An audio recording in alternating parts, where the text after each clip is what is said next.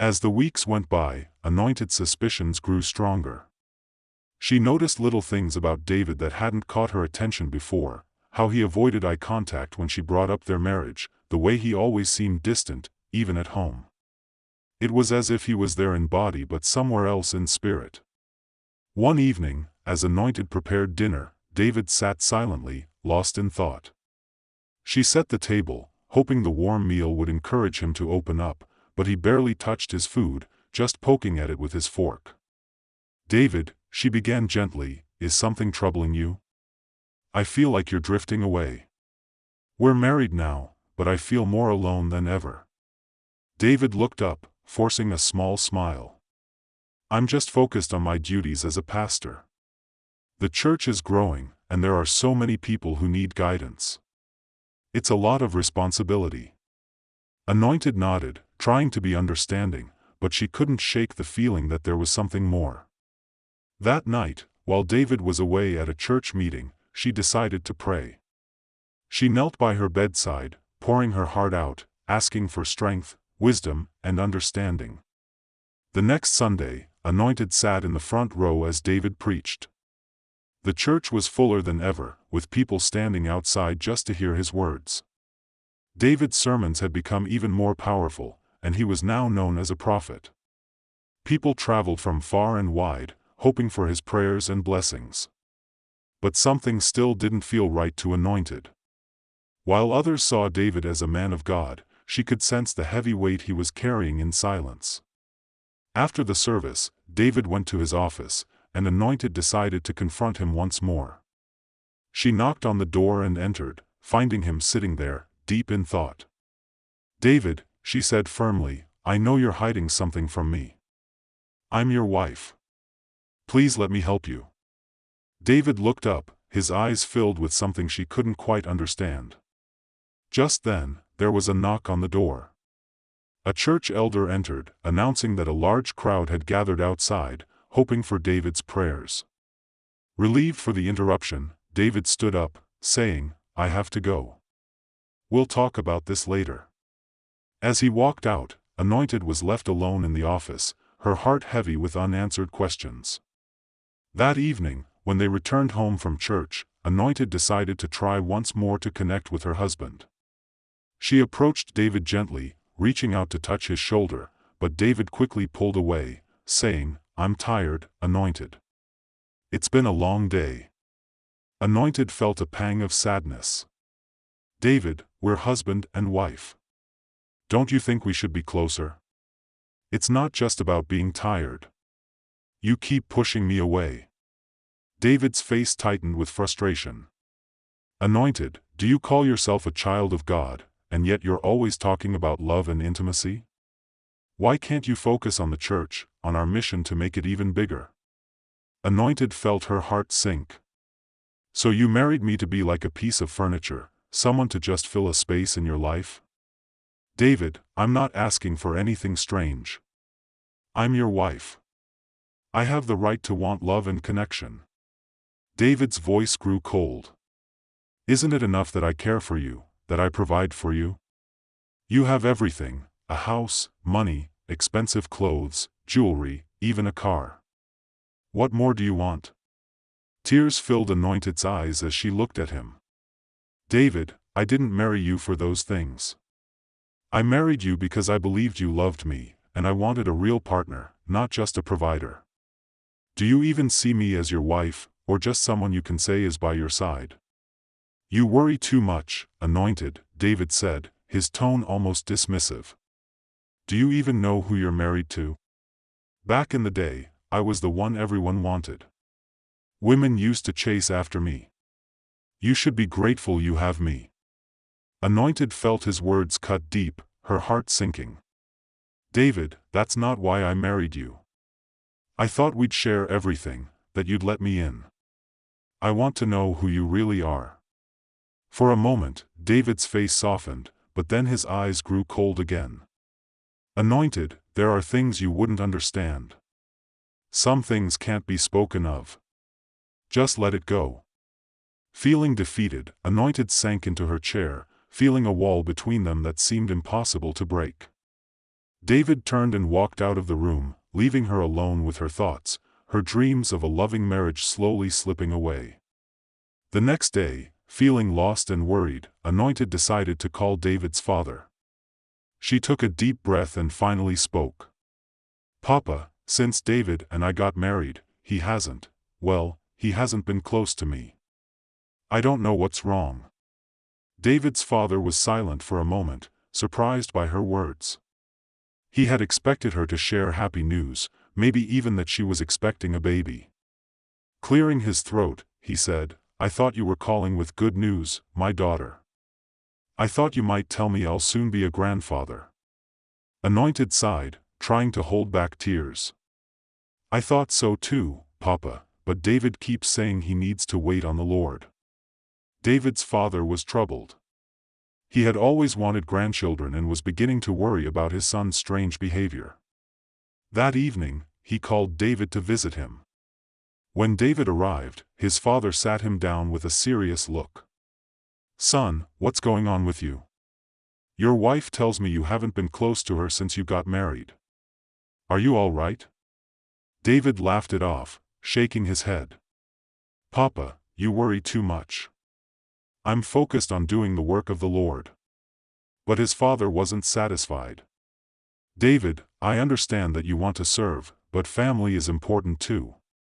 Your wife deserves love and respect, and I want to see grandchildren one day. This isn't just about you." David frowned, looking away. "Papa, please understand. I have a calling. I'm doing what I believe is right."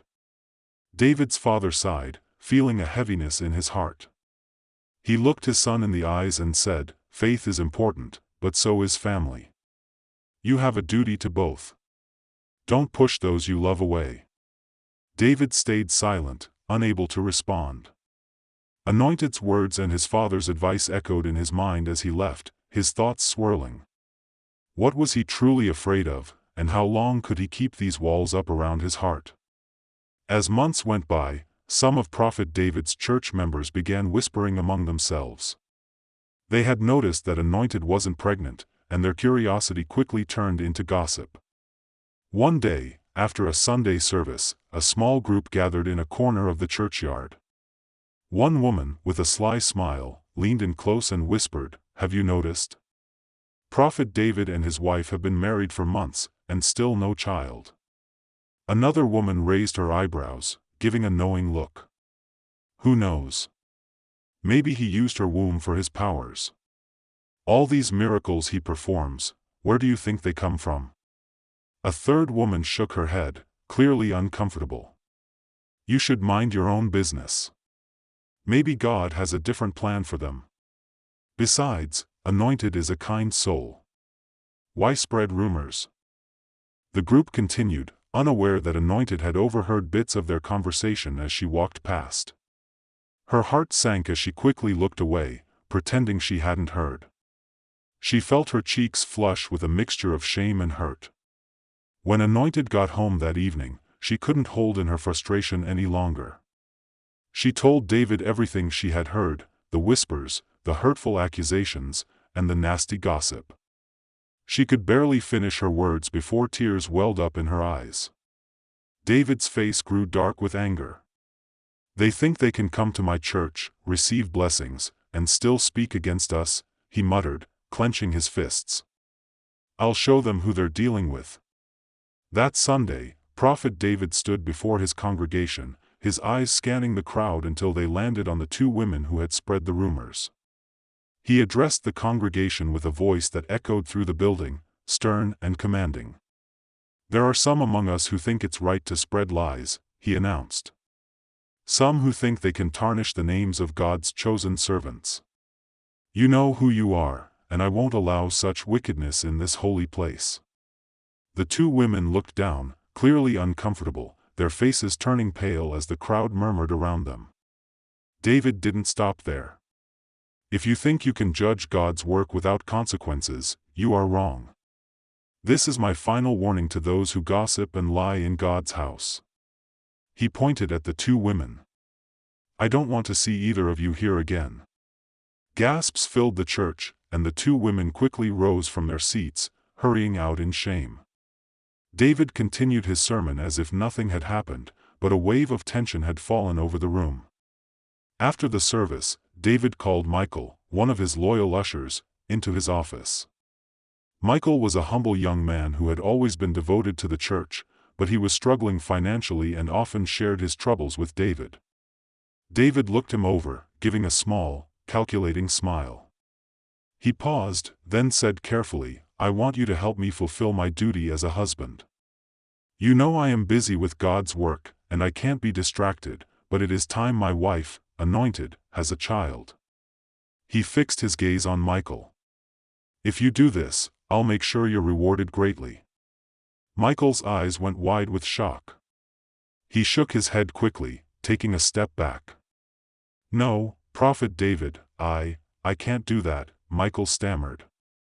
"I respect you and your wife, but this isn't right."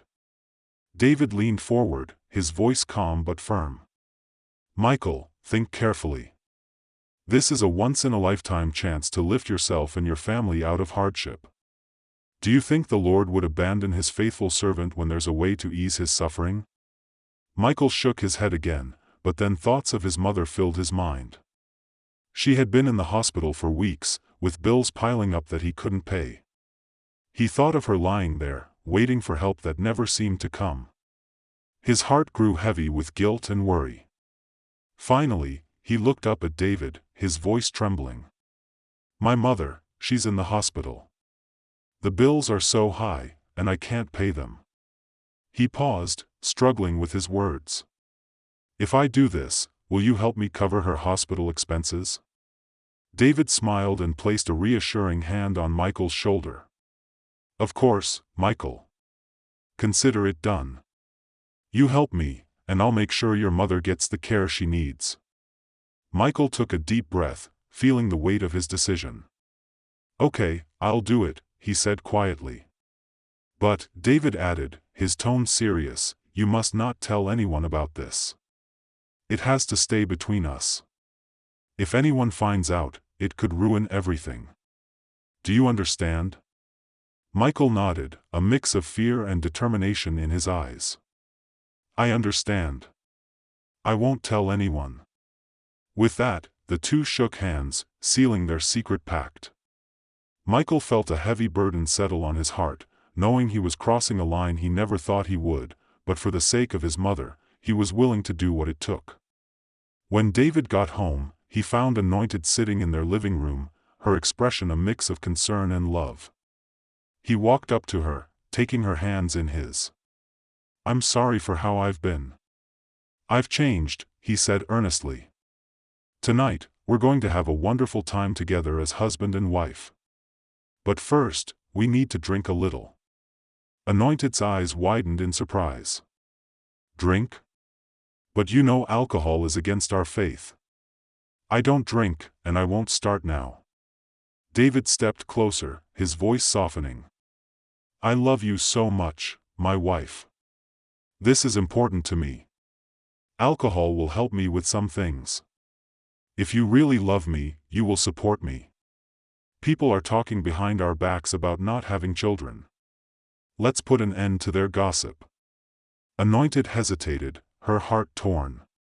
She wanted to support her husband, but she also knew this went against everything she believed in. Finally, System, feeling the pressure of his words and the weight of their situation, she reluctantly agreed. "Fine, but just a little." They went to the kitchen, and David poured 2 glasses, unbeknownst to Anointed, filling her glass with alcohol but secretly drinking water himself. "Cheers," he said, raising his glass with a smile. Anointed raised her glass, and they both took a sip.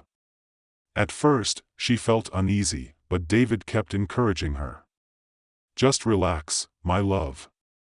This will help us." As the night went on, they drank more, and Anointed began to feel lightheaded. The alcohol made her sleepy, and soon she was struggling to keep her eyes open. "David, I'm feeling so tired," she mumbled before she finally fell asleep on the couch. David walked over to the door and opened it, allowing Michael to step inside. Michael wasted no time and immediately took control of the situation with Anointed.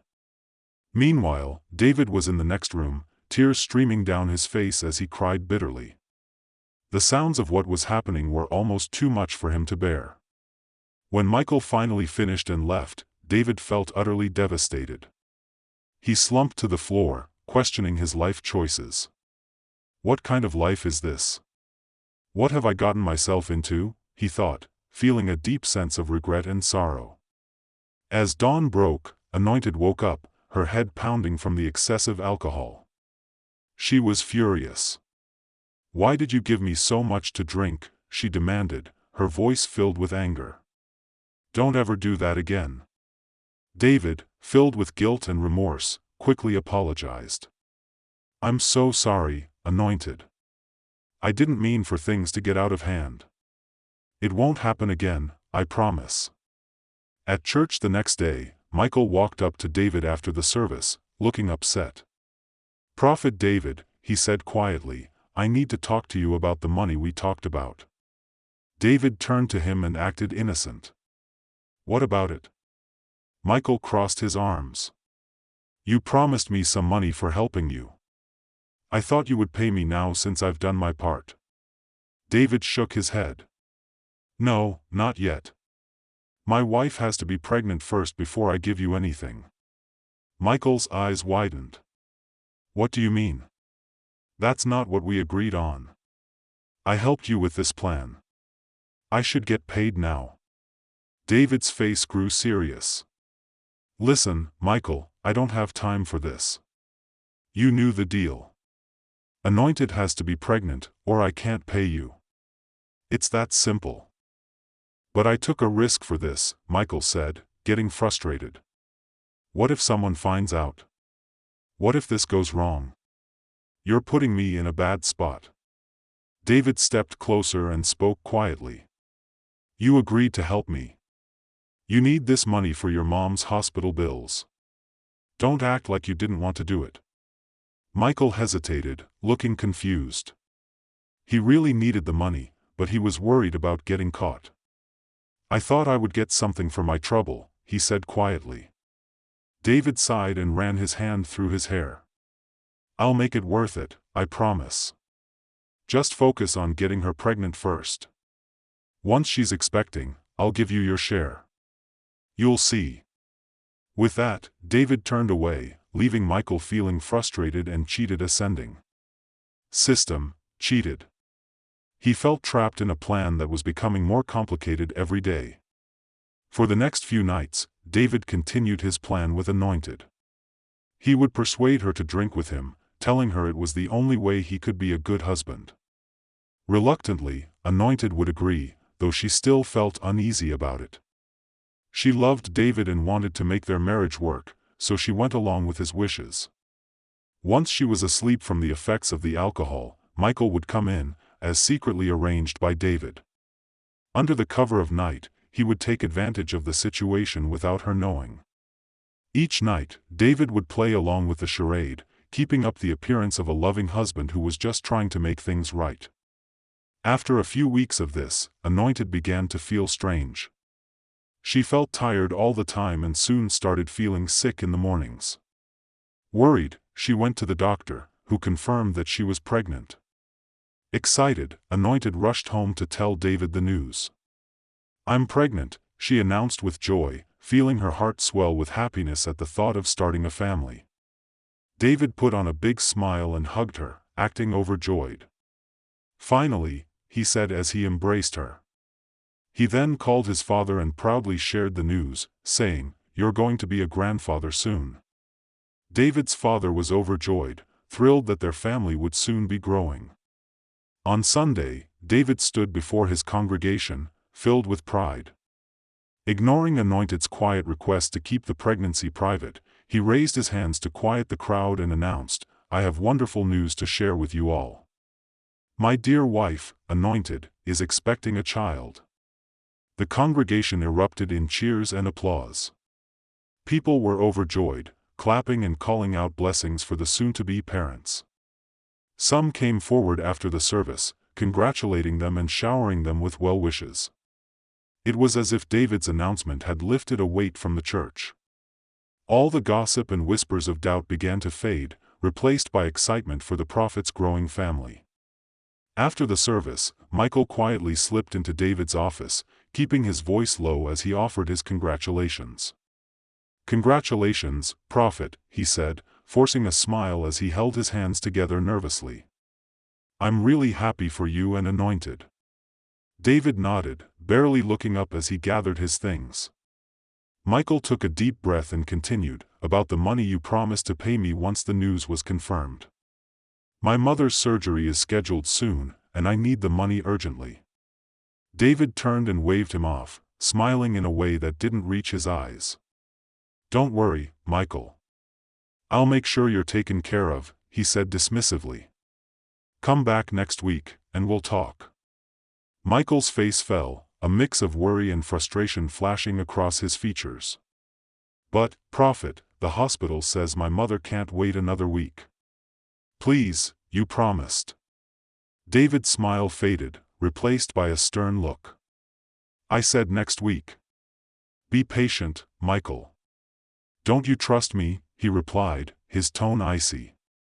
Michael swallowed hard, feeling defeated. He knew it would be pointless to argue further, so he left the office quietly, though his heart felt heavy with worry and frustration. As he walked out of the church, he wondered how much longer he could keep waiting while his mother needed him the most. 2 days later, Michael's world came crashing down. His mother, who had been holding on in the hospital, passed away. The news shattered him. She was gone, all because he couldn't get the money he had desperately needed for her surgery. Grief and anger filled his heart as he sat in his small room, clutching a photo of her. Tears streamed down his face, and his mind raced with painful memories and regrets. In a fit of rage and sorrow, he grabbed his phone and dialed Prophet David's number. The moment David answered, Michael's voice erupted with fury. "Are you happy now, Prophet? My mother is dead. She's gone because you broke your promise. All this pain, all this shame, it's all because of you." There was silence on the other end before David finally replied, sounding calm and cold. "Michael, mind your words. Remember who you're speaking to." Michael's grief turned into pure anger. "You call yourself a man of God? You promised to help, and when I needed you the most, you ignored me. You've lied to everyone, including your own wife, and used me like some puppet. Well, no more. I'll tell everyone what you made me do. I'll expose the truth, and people will know the real you." David's voice dropped to a menacing tone. "Think carefully, Michael. If you open your mouth about this, there will be consequences, and don't test me. If you speak a single word about our agreement, you will regret it." Michael clenched his fists, feeling a chill run down his spine, but his anger overpowered his fear. "Do you think I care anymore? I have lost everything. I have nothing left to lose. I will do whatever it takes to make sure people see who you really are." David let out a cold laugh. "Then prepare yourself, Michael. If you go against me, you'll meet the same fate as anyone who dares to cross me. You will not live to tell that story." The phone call ended, leaving Michael standing alone, trembling with rage and fear. He felt trapped, torn between his desire to reveal the truth and the terrifying threat David had made. Late that night, David sat alone in his dimly lit office, his mind racing with fear and anger. He knew Michael could ruin everything if he spoke, but the only one who could help him was the Great One. Desperate, David closed his eyes and called out, "Great One, Great One, Great One." A chilling wind swept through the room, and the old man appeared, his eyes glinting with dark amusement. "Why have you called me, David?" he asked, his voice as smooth and cold as ice. David clenched his fists, his face filled with determination. "Great One, Michael has betrayed me. He wants to expose our secret. I need him gone forever." The old man raised a brow, a sly smile creeping onto his face. "You wish for Michael's death, then?" "Yes," David replied without hesitation. He can't ruin everything I've worked for." The old man's smile faded, replaced by a grave expression. "Nothing in this world comes without a price, David. You know that. If I am to take Michael's life, there is something you must sacrifice." David swallowed hard. "What is it?" The old man's eyes darkened, and he spoke slowly. "The life growing inside your wife. Her pregnancy must be given up. That is the cost." David felt his heart twist. This was his long-awaited child, the one he had paraded before his congregation. The thought of losing the baby struck him, but he couldn't see another way. If Michael exposed the truth, he would lose everything: the church, his power, his reputation. Taking a shaky breath, David looked the old man in the eyes. "Do it." The old man grinned, a wicked satisfaction in his expression. He raised his hand and murmured something under his breath, words in a language David didn't understand. The room seemed to fill with a dark mist as the old man's words echoed and twisted around them. Then, as quickly as the mist appeared, it vanished. The old man lowered his hand, his eyes gleaming with victory. "It is done," he said, his voice low and menacing. "Michael will not see the light of another day.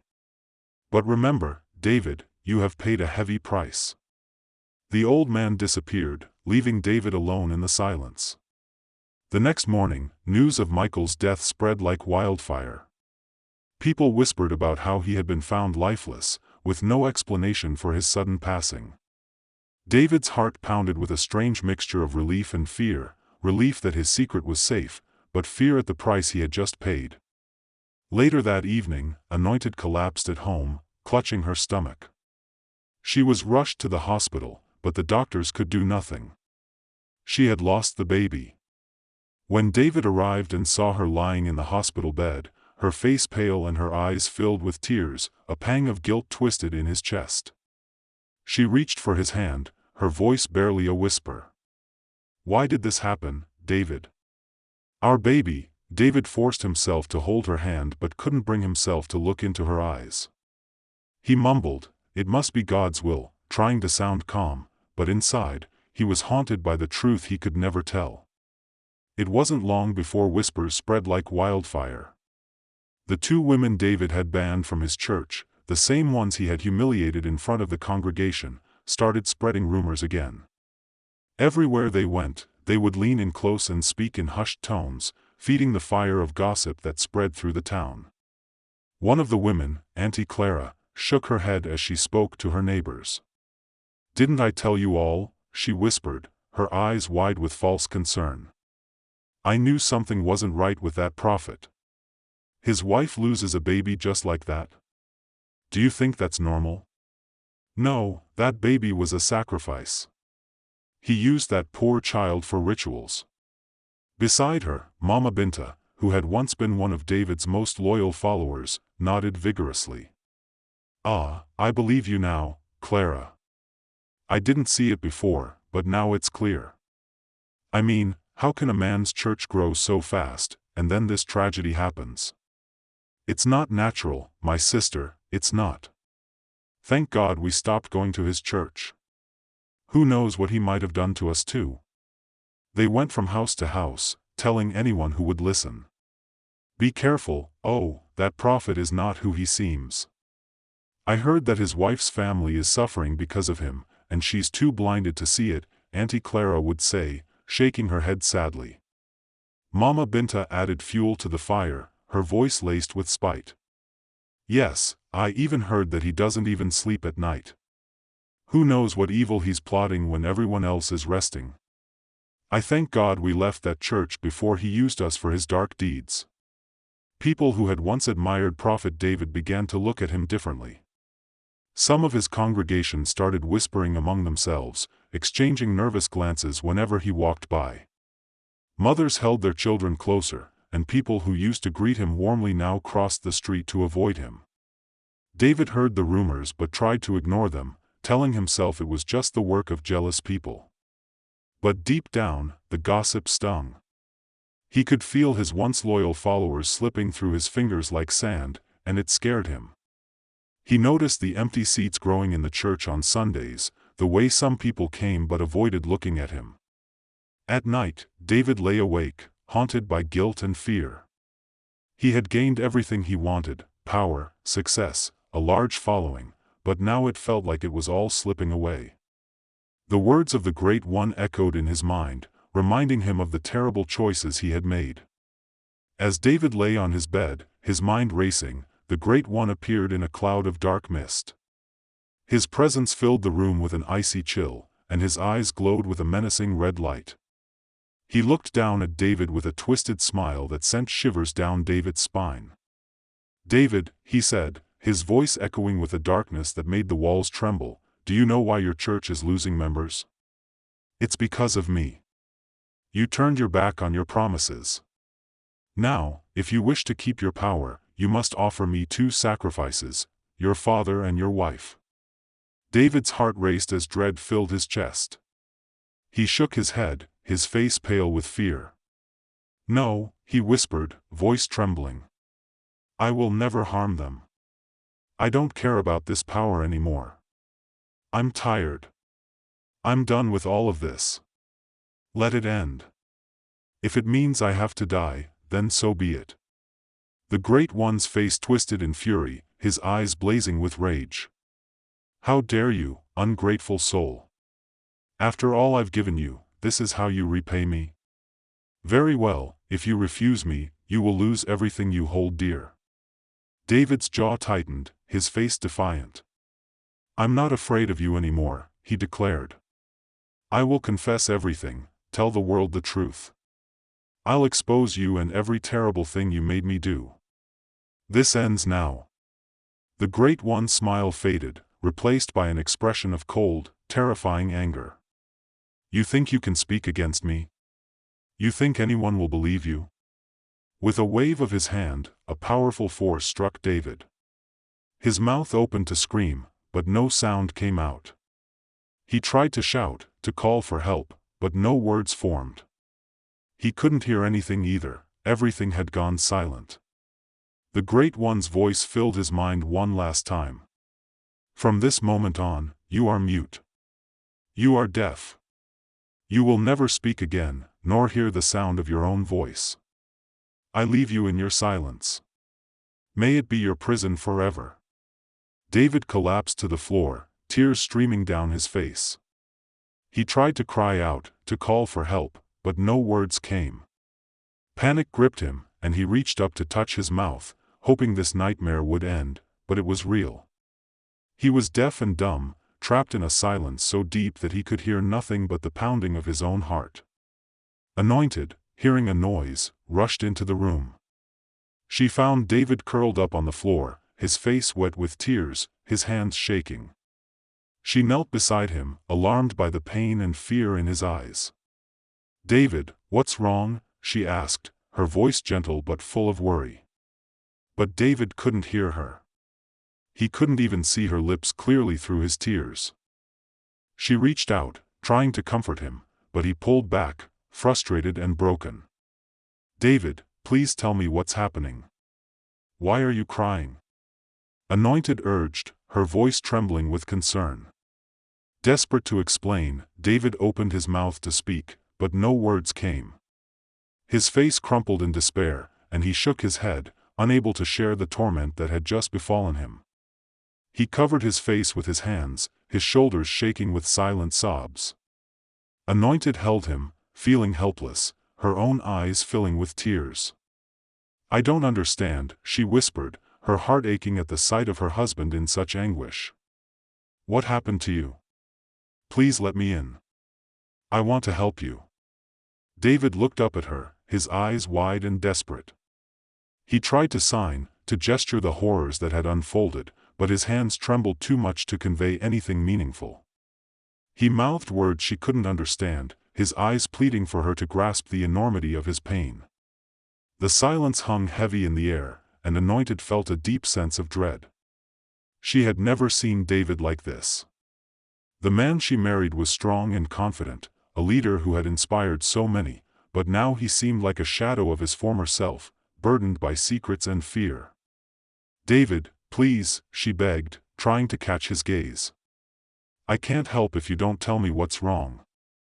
I love you. Whatever it is, we can face it together. In that moment, David felt a flicker of hope. Maybe he could find a way to tell her, to share the truth of what had happened. But as he looked into her concerned eyes, the weight of his choices pressed down on him. How could he reveal the darkness he had embraced? How could he tell her that their lives were now entangled in a web of deceit and horror? Instead, he took her hands and held them tightly. He wanted to reassure her, to let her know he was still there, that he loved her, but the words remained locked inside him, and the silence felt like chains that bound him to his fate. Suddenly, there was a loud crash from outside. Anointed jumped to her feet, alarmed. What was that? She asked, her voice trembling. David felt the urgency in her tone and wanted to warn her about the danger that might come from the Great One. He tried to stand, but the weight of despair held him down. Anointed turned towards the door, and David instinctively grabbed her arm. She looked back at him, her eyes wide with confusion. He wanted to scream at her to stay inside, to protect her from whatever darkness loomed outside, but he was trapped in silence. With a determined look, Anointed pushed the door open and stepped out into the night. David's heart raced as he followed her. The chill of the night air sent shivers down his spine. Outside, shadows danced under the moonlight, and the whispers of the wind seemed to carry a warning. Anointed looked around, her expression a mix of curiosity and concern. David, what is happening? She called, but he couldn't answer. He felt a deepening sense of fear as the atmosphere thickened with a strange energy. Suddenly, the Great One's laugh echoed in the air, cold and mocking. You think you can escape your fate? He taunted, materializing from the shadows, his presence overwhelming. Anointed gasped, stepping back in fright, but David moved forward instinctively, trying to protect her. Stay away from her, he tried to shout, but the silence wrapped around him like a shroud. The Great One's eyes glinted with amusement as he surveyed David's helplessness. You have lost your voice, but you still believe you can fight back.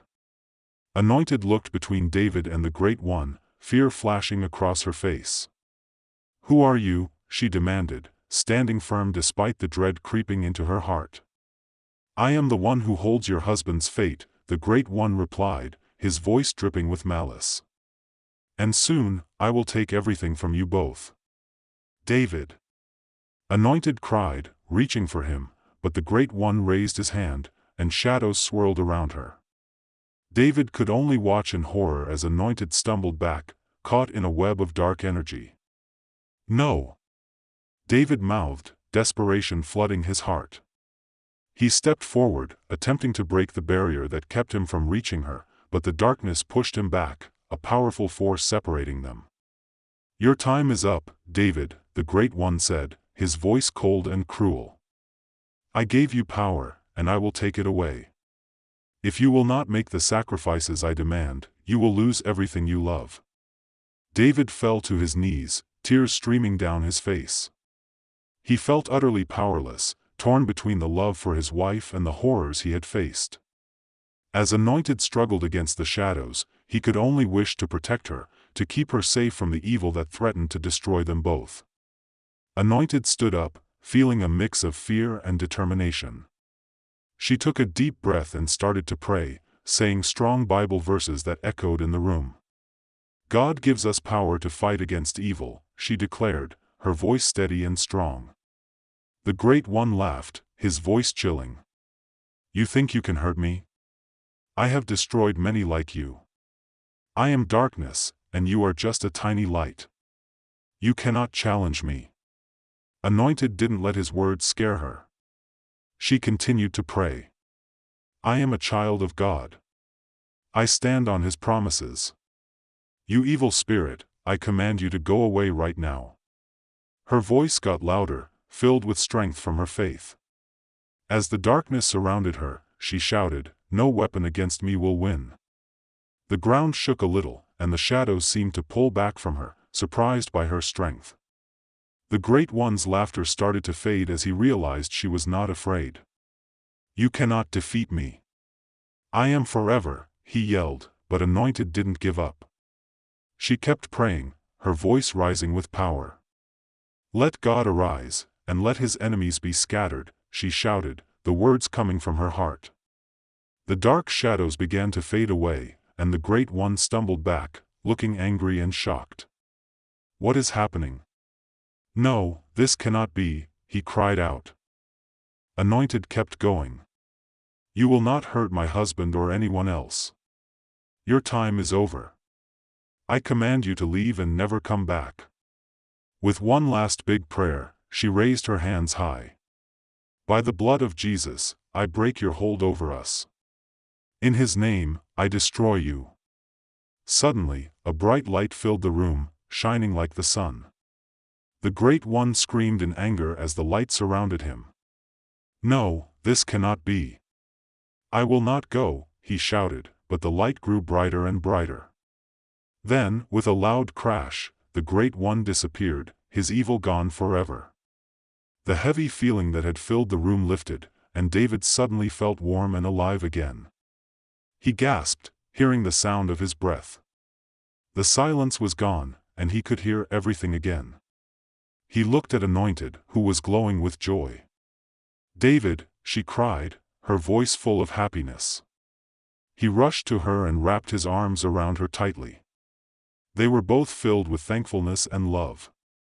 I thought I lost you, David said, tears rolling down his cheeks. I couldn't speak or hear, but you saved me. He held her close, feeling happy to be together again.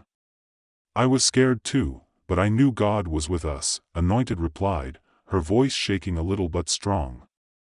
Together, we can face anything. Nothing can stop the power of God. They hugged each other tightly, feeling strong and united. They knew that they were not alone and that God was with them, giving them strength. Let's rebuild our lives, David said, looking into her eyes, now full of hope. We will use this power for good. We will help others who are suffering. Yes, Anointed agreed, her voice bright and full of determination. We will share our story. We will help others find the strength we found. At that moment, they both knew their journey was just starting. With God by their side, they could face anything. A few months later, Anointed began to notice some changes. She felt tired more often, her appetite grew, and she experienced a fluttery feeling in her stomach. She wondered if it could mean she was finally pregnant. Every day, she thought about it, and her heart filled with hope. One morning, she decided to visit the clinic to confirm. David went with her, feeling nervous but excited. They held hands tightly, both hoping for good news. After a few tests, the doctor came back with a gentle smile. Congratulations, Anointed, the doctor said. You're pregnant. Anointed's eyes filled with tears of joy. She looked at David, who was grinning with pride and excitement. We're going to be parents, she whispered, barely able to believe it. David hugged her tightly. This is a blessing, he said. I'm so grateful. Later, as the weeks passed and her belly began to grow, they decided to go for an ultrasound to check on the baby. The doctor moved the scanner over her stomach, and a clear image appeared on the screen. Then the doctor's face lit up with a smile. Anointed, David, you're having twins. Their hearts overflowed with joy. Twins. They couldn't believe how blessed they were. Anointed and David hugged, their dreams of a family now twice as wonderful as they had ever imagined. They left the clinic hand in hand, looking forward to the joyful journey ahead with their two little miracles. Dear viewers, what lessons did you take away from this dramatic tale? We'd love to hear your thoughts in the comments below. If you enjoyed the story, give us a thumbs up, share it with friends, and hit that subscribe button. Don't forget to turn on notifications so you never miss out on our latest updates. Thanks for watching, and stay blessed.